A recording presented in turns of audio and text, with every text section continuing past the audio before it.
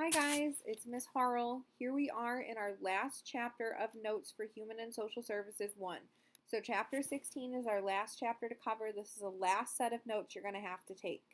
Normally I know we'd celebrate this in class together, but here's your celebration online, your last set of notes. All right, chapter 16, Housing Related Human Services. So careers related to housing. You have housing specialists, real estate brokers and sales agents, property managers, home furnishing sales and marketing staff, designers, and then again, entrepreneurship. Interior design is another very common career related to housing. Interior design means that you're shaping the experience of an interior space by manipulating the space using the application of elements and principles of design and the use of materials. Housing specialists find available resources to meet special populations' unique housing needs. They plan, organize, and direct activities related to affordable and market-priced housing. They work with community groups, government and nonprofit agencies, developers, and the public, and they act as consultants. Real estate brokers and sales agents help people buy, sell, and lease properties. They offer their expertise in listing, advising, and advertising and selling property. They assist in obtaining and financing. They assist in obtaining the financing and completing the filing of paperwork to buy a home. And brokers and sales agents must have a license, but brokers have additional licensing that they have to get. Property managers, they manage housing properties when the owner is not present. They act as the go-between for owners and renters. They may oversee property maintenance, monitor rent payments, and meet with owners or show properties to potential renters. Home furnishings and marketing staff, they focus on getting products out to the consumer. They design, produce, market, and sell home furnishings. They may give it to wholesalers or retailers who then sell it to consumers. They share similar career opportunities with the apparel industry, having production managers, retail buyers and managers, fashion and visual merchandisers, and fashion journalists and bloggers. A designer, there are many different forms of design for a home. You can have residential interior designers focusing on the home living environment. Commercial interior designers focusing on the interior space for a business. Kitchen and bathroom designers who specialize specifically in kitchen and bathroom designs, which have to be much different due to all of the plumbing needed in a kitchen and a bathroom. Lighting designers are focusing on lighting of spaces and also is much different because you have to focus on all of the electrical work that goes into lighting. And then space planners, they solve problems that involve the organization and layout of interior spaces. Entrepreneurs get experience in the corporate setting and they begin freelancing or running their own businesses. Aptitudes, attitudes, and skills to be successful in this career path. You need to be resourceful. You need to be compassionate, respectful, and non-judgmental. You need to be artistic and creative. You should be detail-oriented and knowledgeable about state and local building laws and codes. You need to have a strong sense of visual awareness. And you should be good at math, communication, technical skills, teamwork, and problem-solving skills. Meeting your needs through housing. Housing is a basic need that, when filled, may offer protection from the elements, give you privacy and safety. Once basic needs are met, housing becomes a mean of self-expression, so meaning that you can express your creativity and beauty within your home. Housing needs will change over the lifespan as people are growing and changing, especially as your family size changes. Housing needs across the family life cycle. In the beginning stage, it's just establishing a home. And then in your childbearing stage, you may need to have a bigger home or a home in a different location that is more ideal for children. A lot of people that live in big cities may choose to live or move out of the inner city during that time period so that way they can raise their children in a more open area where they have more freedom to have play time and have exploration where they do not get that as much in the tight-knit quarters of a city. Also, the launching and mid-year stage, people are starting to downsize after their children have moved out of the home. And then we have our aging stage. There may be special housing modifications or other housing decisions that need to be made, like not having stairs any longer if a person can't make it up or down. If they're wheelchair bound, you need to make sure that your hallways are wide enough to allow for the movement of that wheelchair. Things like that may need to be modified.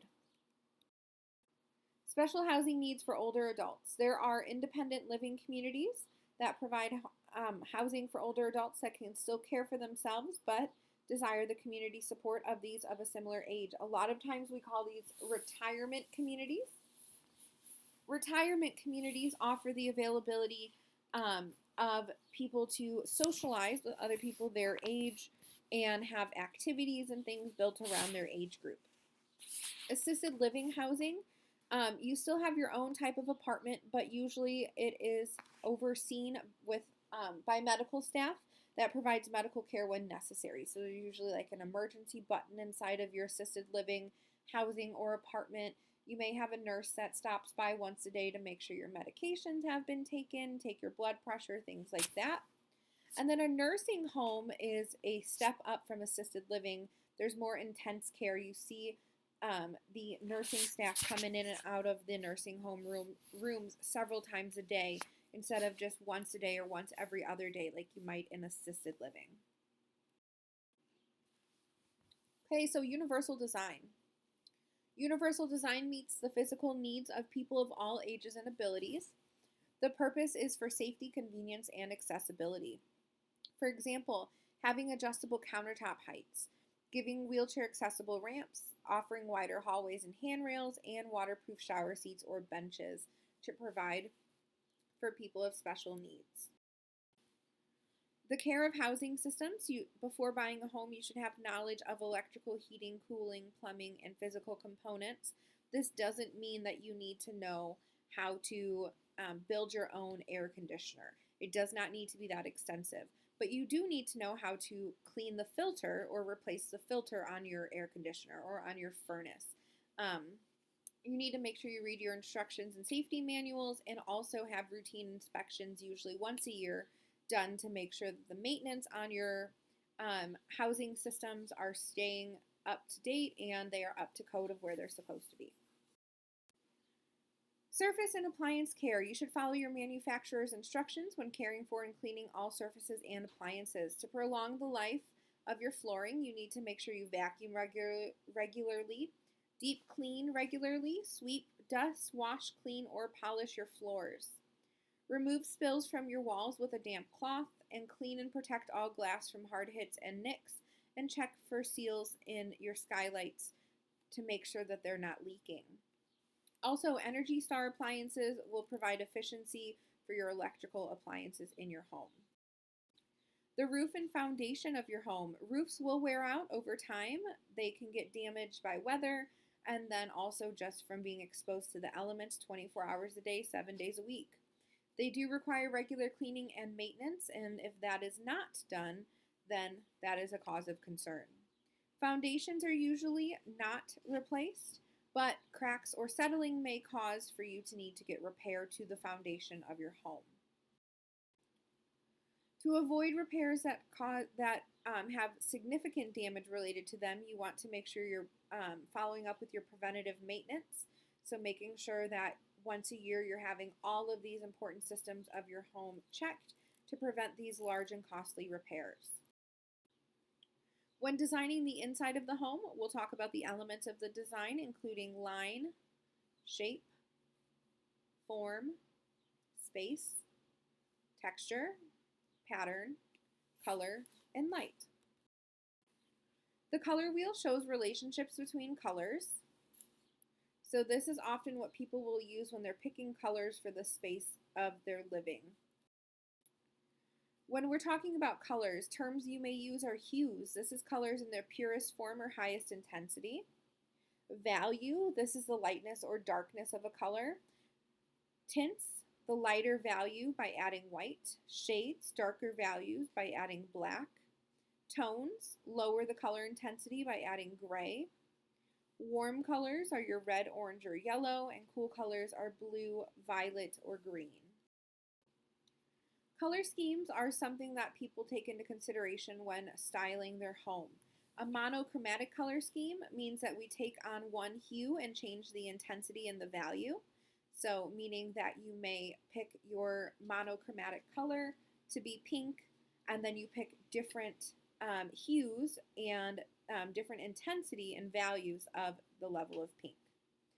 Then we have triad. This involves a variant of hues at an equal distance apart on the color wall. And then we have complementary. This uses the variant of hues that are opposite to each other on the color wheel. For principles of design, harmony creates both unity and variety. Emphasis uses a focal point, lines, textures, and bright colors. Rhythm keeps the eye moving throughout the designer space. Balance offers equal distribution of visual weight. And proportion uses human scale to determine the size and scale in a design. Trends in interior design. Cultural influences are a large part of this. This includes your beliefs, your traditions, your customs, your values, and your religion. It may influence your attitude towards your community, privacy, nature, and security. Also, societal influences, including demographic factors and economic factors. Rewards and demands for working within housing. Sometimes you have long working hours and you may work during times of crisis, like right now. During this coronavirus, actually the housing market is booming. People are selling their houses, properties are not staying on the market for very long. It's a very active time to buy or sell a house. So that is causing for realtors and interior designers to have to be working and be exposed to all of the elements during this coronavirus. A lot of times you're working on a short timeline and you may be working within budget constraints also. In future trends of housing, people will always need housing. Housing-related human services field will continuously offer new opportunities and new ideas. All right, guys, so that wraps up our notes for the semester. I hope that you've enjoyed this course. I hope you're coming back to take Human and Social Services 2 next year. If you are currently a junior and you want to take level 2 next year and you have not already signed up, please let me know and I will try to get you enrolled in that course by talking to your guidance counselor as soon as possible. I miss you all. I hope you're staying safe and healthy and happy during this time period. And if you need anything at all, feel free to reach out. And seniors, I know that this is not the ideal way of saying goodbye, but please feel free, reach out, send me an email, and I hope that in whatever form of graduation we're going to have, that I will get to see you at that event. All right, guys, that's it. Have a great day.